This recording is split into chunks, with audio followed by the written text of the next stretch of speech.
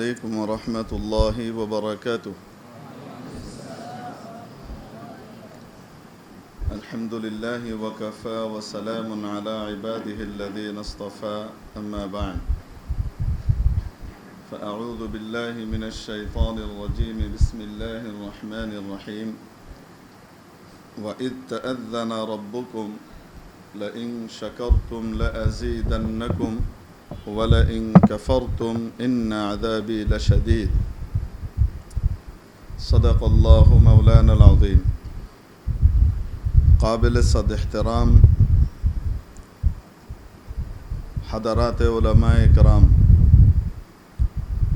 প্রাণ প্রিয় আজিজ তালাবা, ধর্মপ্রাণ ধর্মভীরু সর্বস্তরের সম্মানিত তৌহিদি জনতা, আপনাদের সামনে সূরাতু ইব্রাহিমের একখানা আয়াতে পাক তিলাওয়াত করা হয়েছে, গালিবান 7 নম্বর আয়াত। এই আয়াতে আল্লাহ তাআলা ইরশাদ করেন, অতীতের নজির টেনে, মানে এই কথাটি শুধুমাত্র আমাদের জন্য নয়, বরং আমাদের পূর্বে যে উম্মত ছিল, হযরত মুসা আলাইহিস সালামের উম্মত, তাদেরকেও আল্লাহ তাআলা এই কথাটি বলেছিলেন। ওই রেফারেন্স টেনে আমাদেরকে এই কথাটি বলছেন, লা ইন শাকারতুম, যদি তোমরা শুকর আদায় করো, নেয়ামতের মূল্যায়ন করো, নেয়ামতের যথাযথ কদর করো, তাহলে লা আযীদান্নাকুম, অবশ্যই অবশ্যই আমি তোমাদেরকে নেয়ামত আরো বাড়িয়ে দেব। ওয়ালা ইন কাফারতুম, আর যদি নাশকরি করো, অবমূল্যায়ন করো, নেয়ামতের কদর না করো, তাহলে নেয়ামত তো যাবেই, উপরন্তু আমার কঠিন সাজাও তোমাদের জন্য বরাদ্দ করা হবে। ইন্না আযাবি লাশাদীদ, আমার সাজাও বড় কঠোর, বড় কঠিন। হুমকি দিয়েছেন, যদি নেয়ামতের অবমূল্যায়ন করা হয়, না শুকরি করা হয়, না কদরি করা হয়, আর নেয়ামতের শুকর করলে বৃদ্ধি করবার ঘোষণা দিয়েছেন। কেমন বাড়িয়ে দেবেন এটা বোঝাবার জন্য হযরত মুসা আলাইহিস সালামের জমানার ঘটনা টেনেছেন। বনে ইসরায়েলকে খেতাব করে বর্তমান অর্থাৎ নবীজির যুগের যারা ইহুদি ছিল তাদের দিকে লক্ষ্য করে আগেকার তাদের সেই বিধানটা মনে করিয়ে দিচ্ছেন।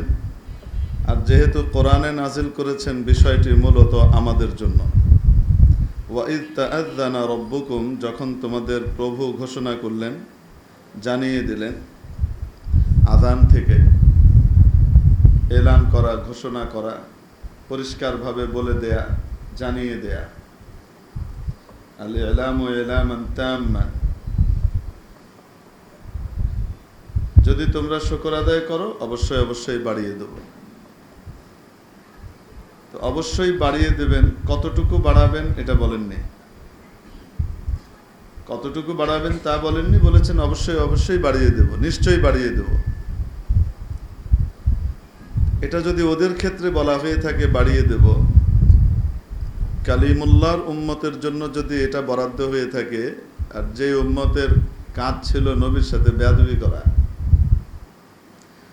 যেগুলা মানতো না ওগুলা তো বাতিল মাল, ভাগাড়ের জিনিস, ওগুলা তো এমনি বাদ। যারা মানতো তাদের আচার আচরণ তাদের নবীর সাথে কেমন ছিল? তাদের আচার আচরণ ছিল, নিজের চোখে ওরা দেখেছে মুসা আলাইহিস সালাম তাদেরকে ফিরআউনের কবল থেকে মুক্ত করে নিয়ে এসেছেন। জীবনে কোনোদিন এই মুক্তির স্বপ্ন দেখে নাই, মুক্তি কোনোদিন ফিরআউনের কবল থেকে হবে এটা কল্পনাই করে নাই। ওটা বোঝার জন্য মনে করেন আমাদের আজ থেকে 1-1.5 বছর আগে মহিলা ফিরআউনের কবল থেকে জাতি মুক্তি পেতে পারে, এটার যেমন কল্পনাটা এক ধরনের বিদূরিত হয়ে গিয়েছিল, আশা হারিয়ে আমরা বসেছিলাম যে আল্লাহর কুদরতি পারে ছাড়া আর কোনো কিছু নাই। আমরা যেমন মোটামুটি হাত পা ছেড়ে হতাশ হয়ে বসেছিলাম, সবাই, সারা দেশ জাতি। তো মাত্র 16-17 বছরে যদি এই দশা হয়, তো 400 বছরের ভিতরে অবস্থাটা বনে ইসরায়েলের কোথায় গিয়েছে? ফেরাউন মিয়ার হুকুমত তো প্রায় 400 বছর। এই 400 বছরের ভিতরে একদিন তার রোগ হয় নাই, একদিন তার কোনো রকমের মাথা ব্যথা, পেট ব্যথা, বুক ব্যথা, ইমার্জেন্সিতে যাওয়া, হ্যাঁ, ইউনাইটেড স্কয়ারে ভর্তি হওয়া, এরকম কোনো প্রয়োজনই তার পড়ে নাই। শুধু তাই না, তার খোদাই দাবি করার জন্য তার অলৌকিক কিছু জিনিস ছিল, সে রিয়াজত মুশাহাদা করে এটা অর্জন করছিল। হয়তো সে 40 দিনে একবার বড় বাথরুম করত। আমি চিন্তা করি মাঝে মাঝে যে 40 দিনে যদি একবার করতো, তাহলে 39তম দিন যদি দরবারের ভিতরে একটা বাতাস ছাড়তো, তো অবস্থাটা কি হইতো? আল্লাহ জানে ওই দরবারের দশা কি হইতো। তো খোদাই যে দাবি করতো, সে এগুলার পেছনে সে কিছু অলৌকিক বিষয় দেখাতো, তার ভিতরে এটা একটা। এটা মানুষের পক্ষে খুব কঠিন জিনিস, অসম্ভবের পর্যায়ে। কিভাবে সে করতো খোদাই জানে। তবে যেদিন হযরত মুসা আলাইহিস সালামের সাথে চ্যালেঞ্জ করে সমস্ত মানুষজনের সামনে, দেশবাসীর সামনে বিরাট ময়দানে মহড়া দেয়া হলো, এবং সেখানে 80,000 জাদুকরকে গোটা পৃথিবী থেকে সেরা জাদুকরদেরকে ইনভাইট করে নিয়ে আসা হলো, দাওয়াত দিয়ে নিয়ে আসা হলো।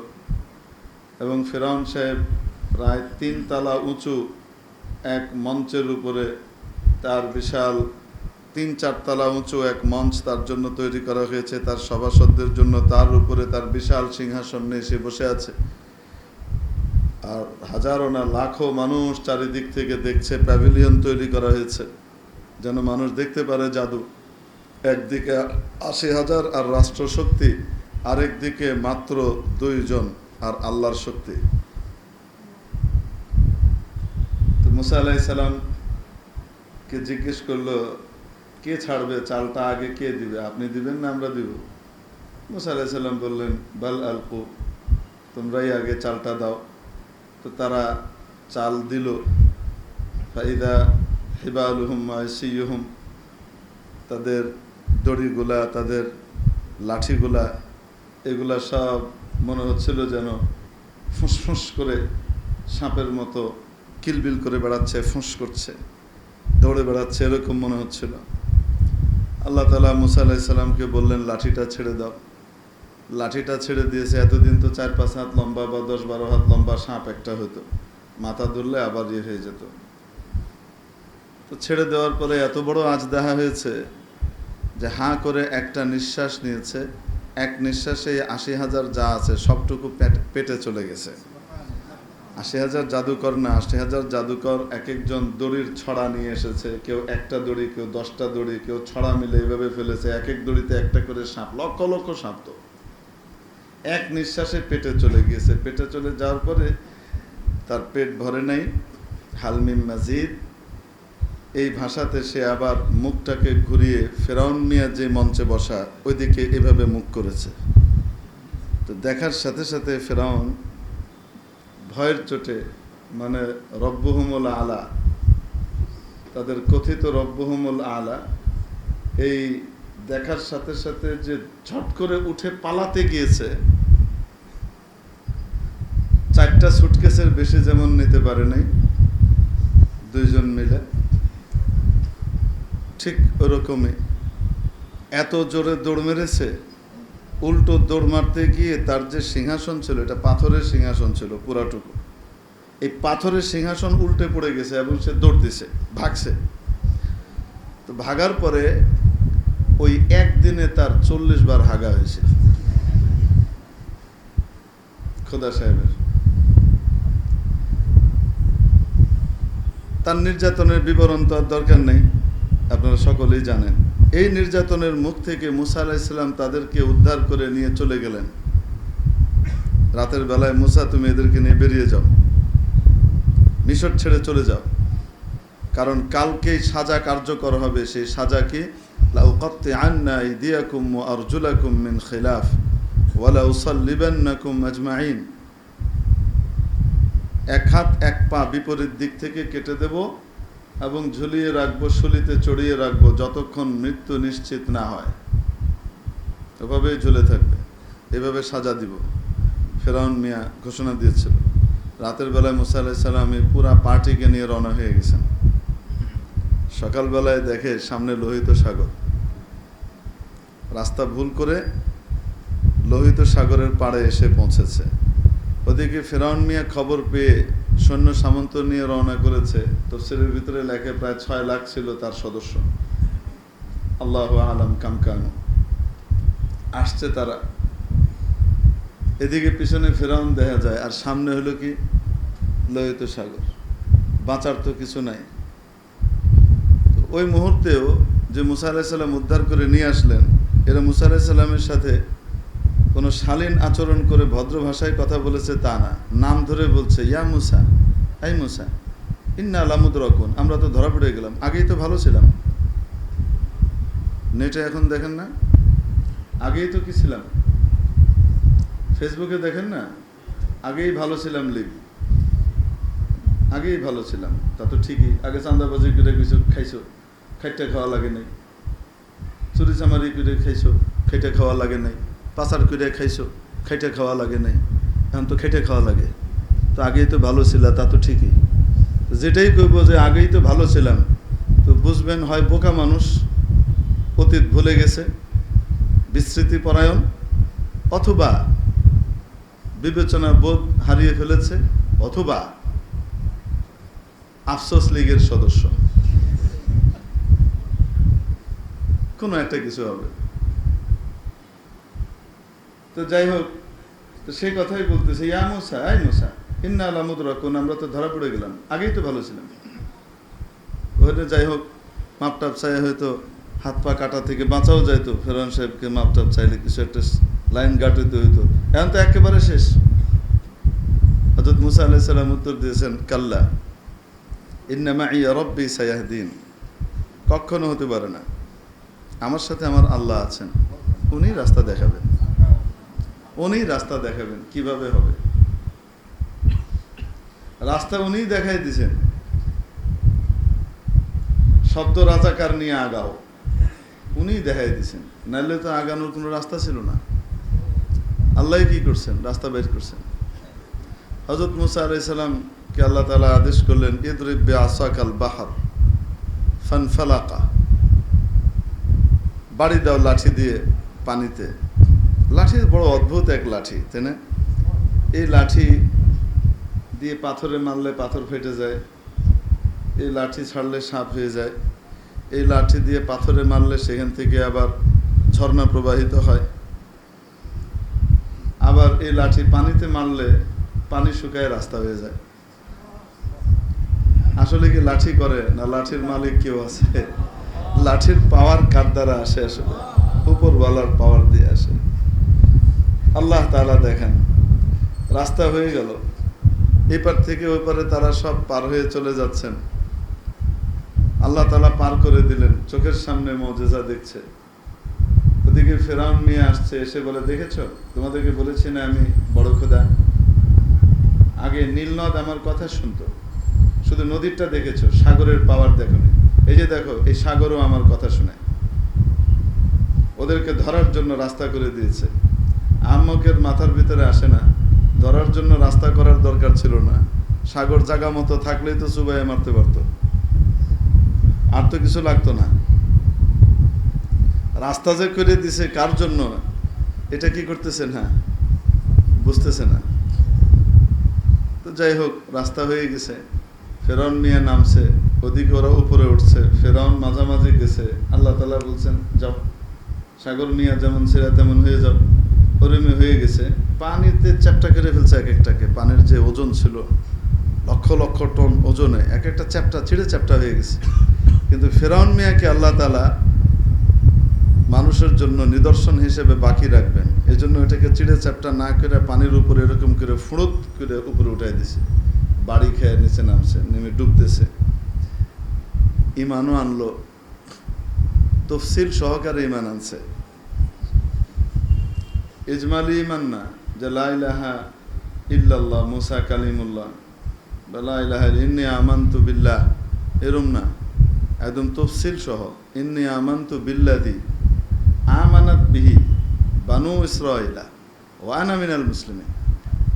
আমি ঈমান আনলাম ওই সত্তার উপর, যেই সত্তার উপরে বনী ইসরাইল ঈমান আনছে, আর আমি অত্যন্ত অনুগতদের একজন। দেখেন না, আগের আমলেও ছিল ইতরের হাড্ডি, তেলবাজ, এই জমানায় এসে জমানো তেল সব ঢেলে দিচ্ছে আবার। ওয়া আনা মিনাল মুসলিমিন, আমি অত্যন্ত অনুগত আপনার। আল্লাহ তাআলা বলছেন আল আনা ওয়া ক্বাদ আসাইতা ক্বাবলু ওয়া কুনতা মিনাল মুফসিদিন। একটু আগেই তো ফাড়ায় ফেলবা, এগুলি কইতেছিলা, এখন এসে ইমানের সময় এসে তোমার, এখন আর ইমান গ্রহণযোগ্য নয়। যাই হোক, ফেরাউন মরল, মুসা আলাইহিস সালাম সবাইকে নিয়ে ওই পারে গেলেন, এবং ফেরাউনের মৃত লাশ সবাই দেখলো, বিশ্বাস করলো যে না, ফেরাউন মারা গেছে। এদের বিশ্বাস হচ্ছিল না যে ফেরাউন মরতে পারে। চোখের সামনে দেখছে যে না, ফেরাউন এখন ইন্ডিয়ায় নাই, দেখতে পেয়েছে অন্য কোথাও আছে। তো দেহে টেহে সেরে, আপনার হাসেন কেন, আমি তো সহজ কথা বলতেছি। তো মুসা আলাইহিস সালাম ফেরাউনের জমানার কথা বলতেছে, ওই ফেরাউনের কথা। তো ফেরাউন কি আসলে কি ইন্ডিয়ায় ছিল কোনোদিন? সে তো মিশরে ছিল, ওইটাই তো বললাম। তো শেষ পর্যন্ত ফেরাউনের মৃত লাশ দেখার পরে বিশ্বাস হয়েছে যে না, এটা নাই। আল্লাহ তাআলা তাদের জন্য একটা বিশাল দেশের বরাদ্দ দিলেন, মিশরের চাইতেও উর্বর, সুজলা সুফলা এক দেশ ফয়সালা করলেন। মুসা আলাইহিস সালাম এদেরকে নিয়ে ওইখানে যাবেন। তবে ওখানেও তো কিছু লোক আছে তো আগের থেকেই, দুষ্ট পার্টি আছে। তো ওই দুষ্ট পার্টিকে হটানোর জন্য আল্লাহ তাআলা বললেন, তোমরা একটা যুদ্ধের অভিনয় করবা, ক্ষমতা যা দেখানোর আমি দেখাবো, তোমরা শুধু একটু নাম কাওয়াস্তে যুদ্ধে নামবা আর কি, বাস তোমাদেরকে ওই জমি আমি দিয়ে দিব, ওটা তোমরা জয়লাভ করছো। ফ্রি দিলে তো ফাও দান হইতো, শান্তি পেতে না, এটা নিজেরা নিছো, শান্তি পাবা, করো। এই সমস্ত হিকমতে আল্লাহ তাআলা মুসা আলাইহিস সালামকে বললেন এদেরকে যুদ্ধের জন্য বলেন। মুসা আলাইহিস সালাম 12 জনকে পাঠাইলেন রেকি করার জন্য, যা দেখে আসো, এবং শত্রুর কি অবস্থা কাউকে কিছু বলবা না, শুধু আমাকেই বলবা। আচ্ছা ঠিক আছে। এসে শুধু তারা মুসা আলাইহিস সালামকেই বলছে। এত বড় বড় এক একটা, আপনারা গালিভার্স এবং লিলিপুটের গল্প পড়ছেন, আশা করি পড়ছেন, স্কুল কলেজে, আমি জানি না এখন আছে কিনা এই জিনিস। Gulliver's, lilliput. গালিভার্স হলো এরকম দৈত্যের মতো 5 তলা লম্বা, আর লিলিপুট হলো এই যে হাঁটুর সমান লম্বা, 18 ইঞ্চি আলোচক, শুনে এই লিলিপুট। তো এরা গালিভার্স আর কি, এই ধরনের। এরা এরকম বড় বড় স্টোন নেয়, এত বড় বড় পাথরের চাঙড়, বোল্ডার, বড় বড় বোল্ডার এভাবে উঠায় আর এভাবে ছুঁড়ে মারে। দূরের লোক অস্ত্র দিয়ে, লাঠি দিয়ে, বল্লম দিয়ে আঘাত করবে, কাছেই তো আসতে পারে না, তার আগেই শেষ। তারা দেখে এসে মুসা আলাইহিস সালামকে বলছে, মুসা আলাইহিস সালাম বলছেন খবরদার, কাউকে কিছু বলবো না, আল্লাহ বলছেন লড়তে, আমরা লড়বো, বিজয় আসবে ইনশাআল্লাহ, তোমরা কাউকে কিছু বলো না। আচ্ছা ঠিক আছে। তারা গিয়ে আমানতদারির সাথে, কয়েকজন বাদে বাকিরা আমানতদারির সাথে কাউরে বলো না, মুসা তো এবার ফাইনাল মাইকটা আমাদেরকে দিতে যাইতেছে, এরা আমাদেরকে এই লীগের হাত থেকে উদ্ধার করে এখন যে কই ফালাইতে যাইতেছে, বুঝতে পারছি, এবার শেষ, এবার আর কোনো উপায় নাই, হেফাজত এবার আমাদের সবাই নিয়েই ডুববে, আর কোনো জায়গা নাই, বুঝতে পারছেন না? মুসা তো এবার মারবে, কেন? কই দশা, কাছেই তো যেতে পারবো না, আগেই শেষ করে দিবে, পিছিয়ে দিবে। তাই নাকি? হ্যাঁ। সকালবেলায় মুসা আলাইহিস সালাম খুব জ্বালাময়ী বক্তব্য দিচ্ছেন, যুদ্ধে যাবেন। উনি যত জ্বালাময়ী বক্তব্য দেন, জুনায়েদুল হাবিব সাহেব, মামুনুল হক সাহেব মাঝে মাঝে দেখেন না বক্তব্য দেন যে মিনিটে মিনিটে মানুষ ওইটা দাঁড়াইতেছে, 80 বছরের 92 বছরের বিড়েও বয়ে থাকতে পারে না, লাভ দিয়ে নারায় তাকবীর করে খাড়ায়, আবার লাঠির কথা মনে হয়, এই লাঠি তো নাই, হাত ভেঙে পড়ে যাবো, তারপরে আবার বসে। এইরকম জ্বালাময়ী বক্তৃতা মুসা আলাইহিস সালাম দিচ্ছেন, একেবারে যুদ্ধের বক্তব্য, গরম বক্তব্য দিচ্ছেন। উনি দেখেন উনি যত গরম করতেছেন এরা তত ঠান্ডা হইতেছে, তত পোতায় যেতেছে, চেহারায় কোনো কি নাই। উনি খুব অবাক হচ্ছেন, ব্যাপারটা কি? রাতে যে পাম্প ছেড়ে দিছে এরা, টায়ারের পাম্প দিয়ে ছেড়ে দিছে, যতই পাম্প মারেন আপনি লিক করে দিছে, তার তো কোনো কাজ নাই, বাতাস থাকতেছে না। এক পর্যায়ে একজন দাঁড়ায় বলতেছে, ইয়া মুসা ইযহাব আনতা ওয়া রাব্বুকা ফাকাতিলা। মুসা, তুমি আর তোমার রব যাও, তুমি অনেক শক্তিশালী, এক গোসায় মানুষ মেরে লাও, আর তোমার রব তো মহাশক্তিশালী, ফিরআউনকেও মারছে, অতএব তোমরা দুইজন যাও, ওদের সাথে লড়াই করো। ইন্না হাহুনা কাঈদুন, আমরা রসের ফোঁটা মিষ্টি মুখ করবার জন্য এখানে অপেক্ষা করতেছি, বিজয় মিছিলে শরীক হব, তোমরা এখন যাও, তোমরা লড়াই করে আসো, আমরা পারবো না। এত বড় বেতমিজ কম, এগুলা কিন্তু ইমানদার, যেগুলাকে উদ্ধার করে নিয়ে আসছেন মুসা আলাইহিস সালাম, এরা বেঈমান না ইমানদার? ইমানদার হওয়া সত্ত্বেও এদের আদব লেহাজের অবস্থা দেখেন, এরা এদের নবীদেরকে, যেই নবী তাদেরকে মুক্ত করে নিয়ে আসলেন সেই নবীকে নাম ধরে ডাকতেছে, কত বড় বেয়াদব। ইয়া মুসা, অথচ রাসূলুল্লাহ সাল্লাল্লাহু আলাইহি সাল্লামের উম্মতের অবস্থা দেখেন, কালকে চাচা ছিলেন, আজকেও চাচা, এলাকার বহুত বড় মুরব্বী, কালকে কাফের ছিলেন, ভাতিজা বলে ডাকতেন, ভাতিজা, ইয়া মুহাম্মদ ইবনা আখি, কোনো না কোনো নামে ডাকতেন। মুসলমান হয়েছেন, সাথে সাথে আর ভাতিজা নাই, ইয়া মুহাম্মদ নাই, ইয়া রাসূলুল্লাহ। এই হলো এই উম্মতের আদব। তো কালিমুল্লাহর উম্মতের জন্য যদি এই ফয়সালা হয়, লা ইন শাকারতুম লা আযীদান্নাকুম, তোমরা যদি শুকর আদায় করো তো অবশ্যই নেয়ামত বাড়িয়ে দেব, তাহলে উম্মতে মুহাম্মদের জন্য, হাবিবুল্লাহর উম্মতের জন্য ফয়সালা কি বৃদ্ধিটা কম না অনেক বেশি? এটা কল্পনাই করা যাবে না কত বেশি। এই জন্য আগের রেফারেন্স টানছে, ওইটা টাইনে বুঝাইছে, ওদের জন্যই যদি এই হয় তো তোমাদের জন্য কি হতে পারে এটা শুধু কল্পনা করে নাও, এটা বলে বোঝানো যাবে না। যেমন রাসূল পাক সাল্লাল্লাহু তাআলা আলাইহি ওয়াসাল্লাম হাদিস শরীফের মধ্যে বলেছেন, মান ক্বারা আল কুরআন আই হাফিজ আল কুরআন, যে ব্যক্তি কোরআন ভালো করে পড়লো, মুখস্থ করলো, ওয়া আমিলা বিমা ফি, এবং কোরআন অনুযায়ী আমল করলো, তদনুযায়ী আমল করলো, উলবিসা ওয়ালিদাহু তাজান ইয়াউমাল কিয়ামাহ, তার বাবা মাকে কিয়ামতের দিন এমন মুকুট পরিধান করানো হবে, দাউহু আহসানু মিন দাউইশ শামস, যার দীপ্তি ঔজ্জ্বল্য আলো প্রভা সূর্যের আলোকেও হার মানিয়ে দিবে। 9,30,00,000 মাইল দূরের সূর্যের তুলনা নয়। আল্লাহু আকবার, আল্লাহু আকবার। ফি বুয়ুতিদ দুনিয়া লাউ কানাত ফিকুম, যদি ওইটা, আল্লাহু আকবার, আল্লাহু আকবার, তোমাদের বাড়িতে এসে ঢুকতে পারে, তাহলে যে আলো হবে সেই আলোকে হার মানাবে।